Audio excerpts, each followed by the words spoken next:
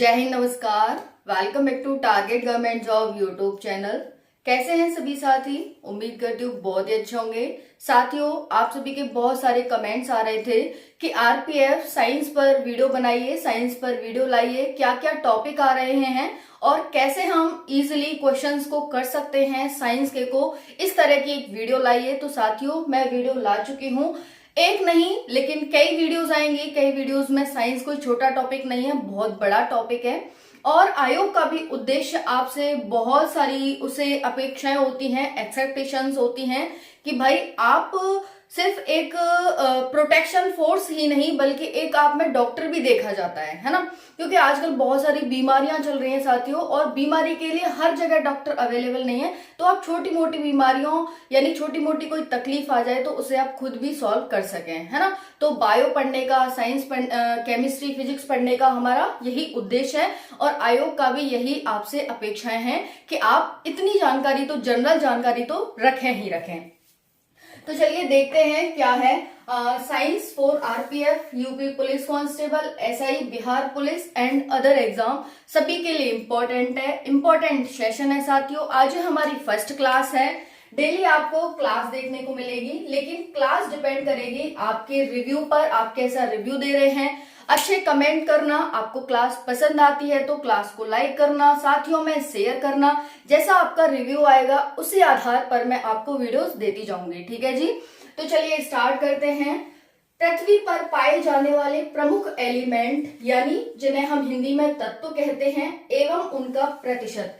पृथ्वी पर कितने एलिमेंट्स पाए जाते हैं और उनका क्या क्या परसेंटेज होता है, यहां से क्वेश्चंस पूछे जाते हैं। साथियों, आरपीएफ में कोई डीपली एनालिसिस वाले क्वेश्चंस नहीं आते हैं, बहुत ही इजी क्वेश्चंस आते हैं कि आपने क्वेश्चन देखा, अगर आपको आता है तो आप डायरेक्ट टिक कर देंगे, नहीं आता तो फिर छूट जाएगा। आप जानते हैं कि बच्चे नंबर मतलब फ्रैक्शंस ऑफ नंबर से रहते हैं, नंबर के भी 0.1, 0.2, 0.50 ऐसे मार्क्स से रहते हैं। तो बहुत ही इंपॉर्टेंट होता है एक एक मार्क्स हमारे सिलेक्शन में। इसीलिए मैं चाहती हूं और आप भी चाहते हैं कि हमारा एक भी मार्क्स ना छूटे, है ना। तो देखते हैं यहाँ पर पहला है ऑक्सीजन। देखो यहाँ पर ये ऑक्सीजन है, इनके ये सिंबल्स लिखे हुए हैं। कभी कभी आपको सिंबल भी पूछ लिया जाता है कि बताइए इसका सिंबल क्या होता है, कैल्शियम का सिंबल क्या होता है, पोटाशियम का सिंबल क्या होता है, इस तरह से आपको पूछ लिया जाता है। तो हम देखेंगे यहाँ पर कि पृथ्वी पर पाए जाने वाले प्रमुख एलिमेंट्स और उनका प्रतिशत। पहला है ऑक्सीजन। साथियों, ऑक्सीजन का कितना परसेंटेज है अर्थ पर? तो आंसर है 40.60%। यानी सबसे ज्यादा जो परसेंटेज है वो किसका है यहाँ पर? ये है 40.60 ऑक्सीजन का।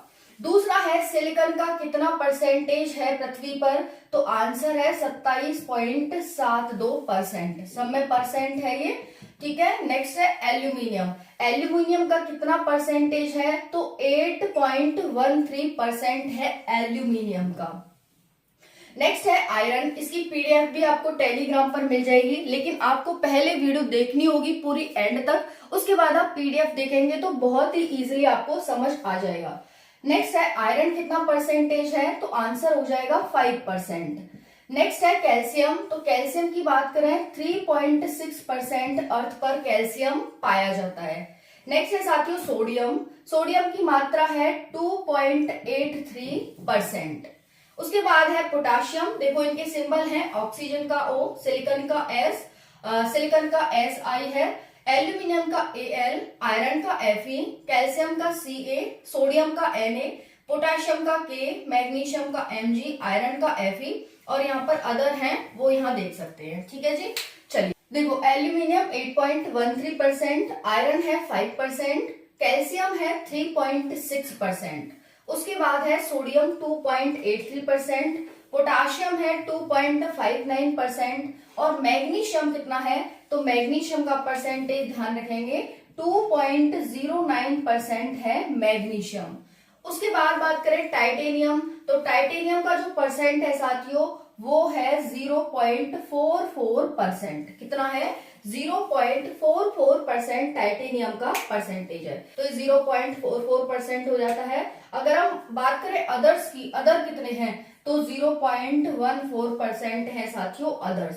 ठीक है जी, इतना सभी को समझ आ गया। अगर हम बात करें टोटल ये जो एलिमेंट है इन सबको मिलाकर कितना परसेंटेज है, तो आंसर हो जाएगा 99.14%। ठीक है, कितना है 99.14% इनका टोटल परसेंटेज होता है। और बाकी जो बच गए अगर हम बात करें तो 86%, तो जो 0.86% है ना वो हमारे अदर्स हैं। ओके जी, समझ आ गया। चलिए नेक्स्ट है, इस पर भी आएंगे। उसके बाद हम ये देखते हैं सामान्य शरीर में तत्वों की मात्रा। हमारे शरीर में तत्वों की मात्रा कितनी होती है ये हम देखेंगे। तो पहला है ऑक्सीजन। ऑक्सीजन की कितनी मात्रा है हमारे शरीर में, आंसर हो जाएगा 65% है वो हमारी बॉडी में क्या है, ऑक्सीजन है। नेक्स्ट है कार्बन। कार्बन हो जाएगा 18%। बाकी है हाइड्रोजन। हाइड्रोजन हो जाएगा 10%। नाइट्रोजन की बात करें तो नाइट्रोजन कितना है हमारी बॉडी में, तो आंसर हो जाएगा नाइट्रोजन 3%। उसके बाद कैल्शियम कितना है, तो 2% है। फास्फोरस कितना है, तो 1% है। Oxygen, carbon, hydrogen, nitrogen, calcium और फास्फोरस। उसके बाद पोटाशियम कितना है, तो 0.35% पोटाशियम है। उसके बाद बात करें सल्फर की, तो सल्फर है साथियों 0.25%। उसके बाद सोडियम, सोडियम कितना है, तो 0.15% है। उसके बाद है क्लोरीन, तो 0.15 है ना, क्लोरीन कितना है 0.15। फिर उसके बाद हो जाएगा मैग्नीशियम 0.05। उसके बाद है आयरन। आयरन कितना है, तो ये हो जाएगा साथियों 0.004। कितना है आयरन, 0.004। उसके बाद जो अदर एलिमेंट्स हैं हमारी बॉडी में वो कितने हैं, तो 0.046 हैं। 0.046 अदर एलिमेंट हो जाते हैं। तो ये हो गया, ध्यान से देख लेंगे इनको, इनको याद कर लेंगे, ऐसे ही यहीं से क्वेश्चंस आएंगे आपको। ठीक है, नेक्स्ट है साथियों एटम्स एंड इट्स फाउंडर्स। कौन से एटम है और किनके द्वारा इनको फाउंड किया गया। जैसे इलेक्ट्रॉन, प्रोटॉन, न्यूट्रॉन, यहां से बार बार क्वेश्चन पूछे जाते हैं। आपसे क्वेश्चन पूछा जाता है या तो सिंबल पूछ लिया जाएगा, या उन पर चार्ज पूछ लिया जाएगा, या उसका मास पूछ लिया जाएगा कि इलेक्ट्रॉन का मास कितना होता है, प्रोटॉन एंड न्यूट्रॉन का, या फिर आपसे फाउंडर पूछ लिया जाता है। तो कुछ भी पूछा जाए आपसे, कुछ भी छूटेगा नहीं। तो एटम देखेंगे इलेक्ट्रॉन। इलेक्ट्रॉन का सिंबल है -1e0, ऐसे हम रिप्रेजेंट करते हैं। प्रोटॉन को 1p1 से और न्यूट्रॉन को 0n1 से रिप्रेजेंट करते हैं। अगर आप बात करें इलेक्ट्रॉन नेगेटिव होता है, इस पर -1 चार्ज होता है। प्रोटॉन पर +1 चार्ज होता है और न्यूट्रॉन तो न्यूट्रल होता है, उस पर कोई चार्ज नहीं होता, यानी 0 चार्ज होता है। उसके बाद मास ग्राम में है ये 9.1, कुछ आगे भी है पॉइंट में, लेकिन हम अप्रॉक्स इतना लिख देंगे, टिक कर देंगे, इतना ही अप्रॉक्स आएगा। 9.1 इंटू 10⁻⁻28 ग्राम इलेक्ट्रॉन का मास होता है।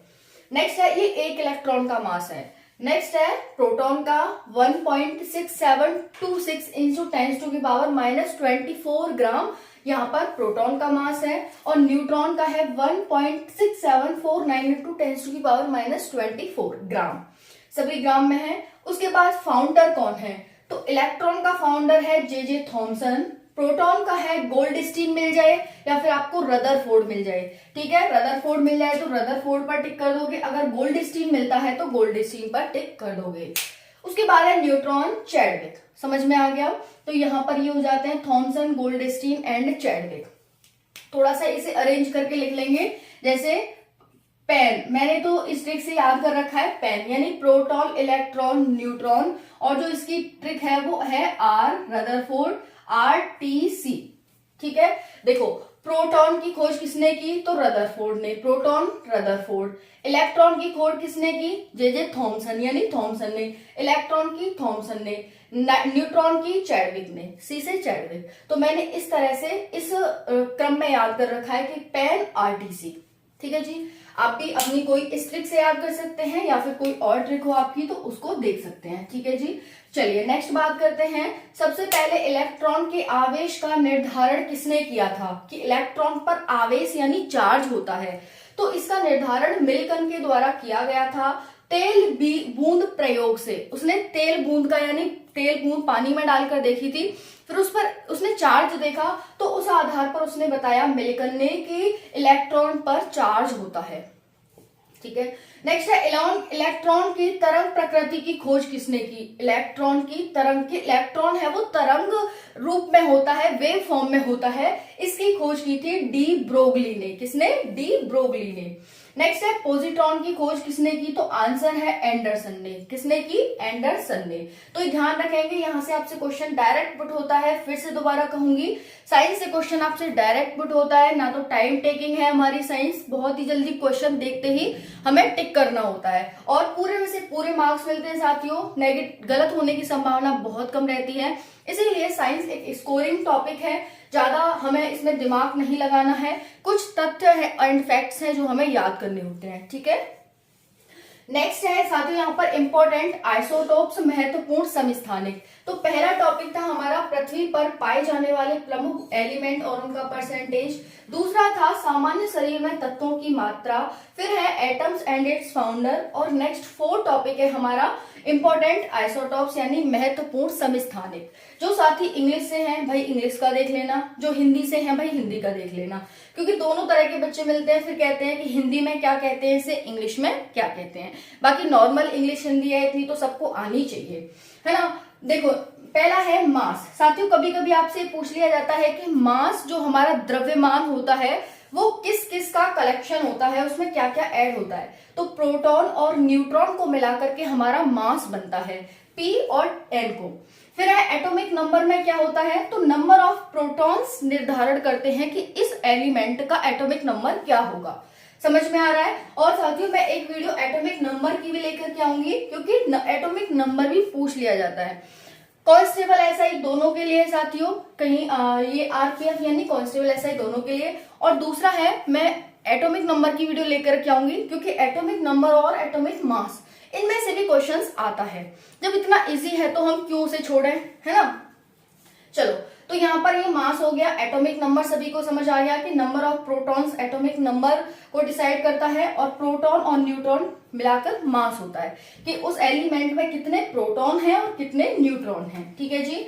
नेक्स्ट है होते क्या है आइसोटोप्स। अब पहले तो हमें समझ आए, बहुत सारे साथी उन्होंने पढ़ रखा होगा, लेकिन जिन्होंने नहीं पढ़ा होगा, साइंस बैकग्राउंड से नहीं होंगे, आगे साइंस बैकग्राउंड होता है तो बार बार दोहराते रहते हैं। जिसने 10th में पढ़ा होगा भाई, है ना, कहीं कहीं तक 10th तक की साइंस होती है, तो फिर उसे नहीं याद होगा। तो एक बार देख लेते हैं। सेम एटॉमिक नंबर पर डिफरेंट एटॉमिक मास, यानी उनका एटॉमिक नंबर तो सेम रहता है बट डिफरेंट एटॉमिक मास होता है, यानी उसका द्रव्यमान डिफरेंट होता है। ऐसे एलिमेंट्स क्या कहलाते हैं? आइसोटोप्स कहलाते हैं। सेम नंबर ऑफ प्रोटॉन्स होते हैं but different number of neutrons होते हैं। तो दोनों भाषा में समझेंगे। अगर आपसे प्रोटॉन और न्यूट्रॉन की भाषा में पूछ लिया जाए तब आप बता देंगे कि सेम नंबर ऑफ प्रोटॉन्स होते हैं but different number of neutrons होते हैं। कहां पर? आइसोटोप्स यानी समस्थानिक में। ठीक है जी। यहाँ पर है जैसे एग्जाम्पल, जैसे हाइड्रोजन है, हाइड्रोजन का atomic number 1 mass number 1, hydrogen का atomic number 1 mass number 2, atomic number 1 mass number 3। समझ में आया? तो एटॉमिक नंबर है, एटॉमिक नंबर में नंबर ऑफ प्रोटॉन्स होते हैं, तो प्रोटॉन्स तो सेम है यहाँ पर, लेकिन जो डिफरेंट है वो क्या है? तो एटॉमिक मास। एटॉमिक मास क्या होता है? Proton plus neutron. तो वही कह रहा है कि प्रोटॉन और न्यूट्रॉन की संख्या तो यहाँ डिफरेंट है, डिफरेंट न्यूट्रॉन्स होते हैं लेकिन सेम प्रोटॉन्स होते हैं। अब देखिए यहाँ पर जैसे यूरेनियम है, यूरेनियम का अगर हम बात करें साथियों कि यूरेनियम का जो हमारे पास नंबर होता है वो कितना है, तो ध्यान से देखिएगा। यूरेनियम यहां पर लिखोगे U235। हाँ तो साथियों यहां पर ध्यान से देखिएगा, यहां पर है यूरेनियम। यूरेनियम का जो एटॉमिक मास होता है वो कितना होता है? 235। ठीक है। और ये किसका यूज है? इसके जैसे आपसे पूछ लिया जाएगा कि भाई बताओ इसका एटॉमिक मास कितना होता है, फिर आपसे पूछ लिया जाएगा, इनका पूछ लिया जाएगा, बाकी अदर्स हैं, या फिर ये पूछ लिया जाएगा कि किसमें यूज होता है। तो मोस्ट इंपॉर्टेंट है, ध्यान से देखिएगा। यूरेनियम का एटॉमिक मास 235 होता है और इसकी चट्टान की आयु का पता लगाने के लिए इसका उपयोग किया जाता है कि चट्टान कितनी पुरानी है। उसके बाद है सोडियम। सोडियम का एटॉमिक मास जो होता है वो 24 होता है और ये रक्त के थक्के का पता लगाने के लिए इसका उपयोग किया जाता है। सोडियम का आपको पता है ये खुले इन्वायरमेंट में नहीं रख सकते क्योंकि ये बहुत ज्यादा रिएक्ट कर जाती है इन्वायरमेंट से, है ना, ऑक्सीजन से, इसीलिए इसे केरोसिन ऑयल में डुबा कर रखा जाता है ना। फिर है कोबाल्ट। कोबाल्ट का जो मास नंबर है वो 60 है और रक्त कैंसर नियंत्रण करने में इसका उपयोग किया जाता है। नेक्स्ट है आर्सेनिक, 74 मास नंबर है और ये ट्यूमर का पता लगाने में उपयोग किया जाता है। साथियों, ये बीमारियां गंभीर हैं और इनका पता लगाने के लिए ये सब किया जाता है, आपको बहुत ज्यादा ध्यान रखना है, इंपॉर्टेंट है। उसके बाद है आयोडीन, 131 मास नंबर है और ये थायराइड ग्रंथि में इसका उपयोग किया जाता है आयोडीन का। नेक्स्ट है फास्फोरस, 32 इसका मास नंबर है। ल्यूकीमिया उपचार में इसका उपयोग किया जाता है, ल्यूकीमिया उपचार। नेक्स्ट है आयरन, 59 मास नंबर है। इसका उपचार अरक्तता की खोज में किया जाता है, अरक्तता का पता लगाने में इसका उपयोग किया जाता है। ठीक है जी, इतना सभी को समझ आ गया होगा। मोस्ट इंपॉर्टेंट है, याद कर लेना। पीडीएफ आपको टेलीग्राम पर मिल जाएगी। Thank you so much. जय हिंद।